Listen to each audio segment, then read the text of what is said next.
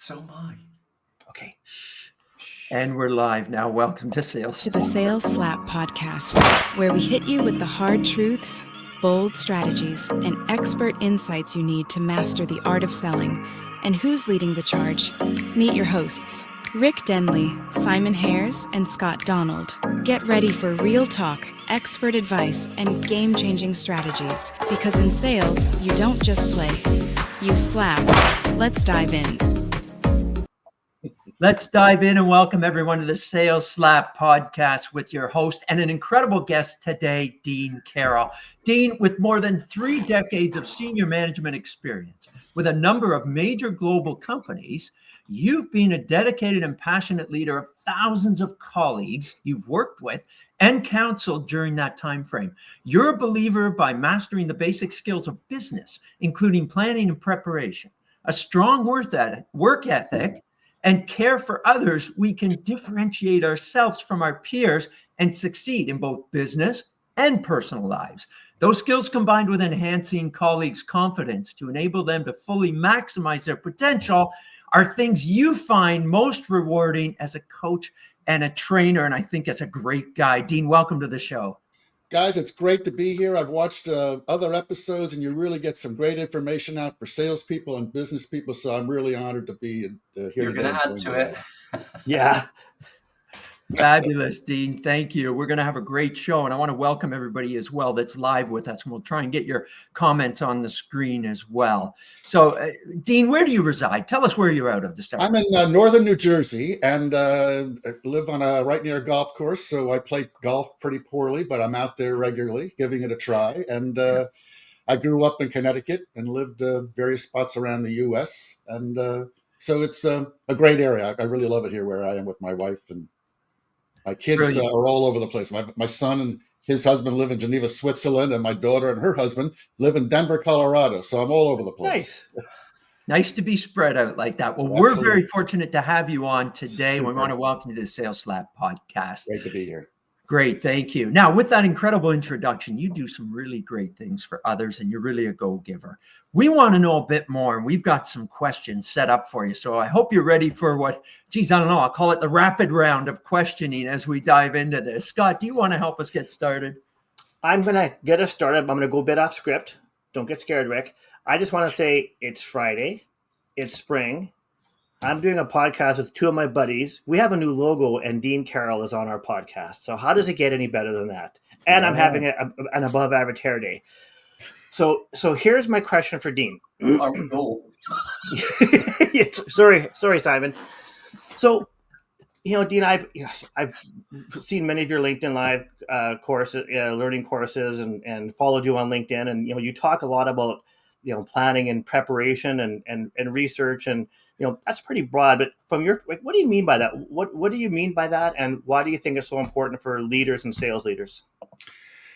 Well, I think it's one of the simplest things that we can all do as sales professionals is spend that time before we actually meet with our clients and customers to learn a little bit more about them. And it helps separate you from everybody else. So, for example, I've known and followed you guys for a long time on LinkedIn and followed your work. But it's, knowing that Rick, last week you spoke at the Human Resources, Society of Human Resource Professionals in the States, and you're from Toronto, and you published your own book that I have behind me here. It's taking that time to learn a little bit more about you. And Scott, how you've been doing a lot of videos with your work and talking about sales skills, and you enjoy doing videos. And Simon, I think I've known you the longest because it was years ago you used to do, and you still are such a great person helping people who publish books, you promote books, and you used to do the walk in the garden of all of your top books. And I love that. And you also were early on, Simon, in doing doing videos. And so it's taking that time to learn about you. You've got your new dog. And, these are things you post. Hang on a minute, Dean. Hang on a minute. Does anybody else feel really good right now on this show? All of a sudden, you made it about us somehow. That's exactly the point, isn't it? If you take that time to just spend a few minutes to learn about people, it makes them feel good. But also, it avoids saying, hey, Simon, what have you been working on? Or, Scott, what are you working on? I've already taken that time to learn, Rick, that you were at a human resources conference last. So it this shows a little bit more care and understanding for people before you meet them. It helps us to connect, right? Yeah, yeah. Yeah. So, for example, you guys might want to know that typically for me, Friday is leg day. So when we're done after this, I'm going to go into my leg workout. So you guys may want to put that in your notes. What it means is that Scott's going to go tear off a turkey leg and eat it, and that's what his leg day consists of. I may pass on that, but yeah, I'm with you, Dean. We'll pop that one in the too hard tray, shall we? Okay. All right. Hey, all right, my turn. I want to dive in here for a minute. Dean, as my throat lets me down. Excuse me. All right, you know that I love my passion. 29 again, or was it 39 or 49? All right, stop there. 59. See, you didn't stop. See, I can just, okay, hang on. Accuracy is important in preparation. No, hang on. Yeah, we researched and found out you were 59. Simon's going to be off screen now for a minute. Dean, what skills, tools or knowledge should leaders be sharing with their teams regarding this thing that you talk so much about, which is preparation? Help me and the others and our viewers understand what are some of the skills, tools, and knowledge leaders should be sharing with their team? We've all been in sales a number of years. If you look back when we first got in the business, the skills and tools that we used are so primitive to what's available to us now. And if you just stick to LinkedIn, the information you can learn about people, and you don't have to have Sales Navigator, the LinkedIn program. You can get a lot of information just by working your way through what people post, what they talk about, what they comment about, and you can learn a lot about people that way. Using artificial intelligence to do research, just those two tools, LinkedIn and artificial intelligence, you can get an enormous amount of background and information about people and learn about their companies beforehand. So that's the type of training I think managers now in this day and age do a lot different than when the four of us first got into sales. Yeah. Okay, great. Bringing those tools that are necessary for others to learn and grow from as well. Excellent comment. Thank you. Guys, Simon, good day to you. What have you got for us for our guest Dean? Actually, hold on. Simon, how old are you? You never ask a gay man their age. But hold on. You look so effervescent. I think our watchers want to know how old you are and how do you take care of yourself. Simon's glowing today. Look at him. Focus everything on Dean just for a moment. Oh, that's right. Well, hey, Dean. All right, Dean, how old do you think Simon is? I never, it's interesting, in this day and age between politics and social issues and age, those are actually things as salespeople that are really touchy sometimes. Obviously, that's actually a good question for all of us. I used to keep a New York Yankees baseball hat behind me. And then I realized that when Red Sox fans would, be on here, I was on with a customer, they said, I see you're a Yankee fan. I don't like the Yankees. I also don't have political books up here anymore behind me because it's an interesting thing. So talking about age, talking about, what do you believe about the politics in this world right now? How do we avoid that as salespeople? So a lesson learned there is also, you got to be careful, right? I mean, because 50% of the world is going to think totally opposite. Right. So you always have to be careful. So, and with age, you always guess wrong. So that's when I always divert it back to Scott. That's perfect. Thank you. Well played, Mr. Karrel. Yeah. I was in a sales meeting this week, and one of the things that came up was the political climate. And it very quickly descended amongst the people that were in the room.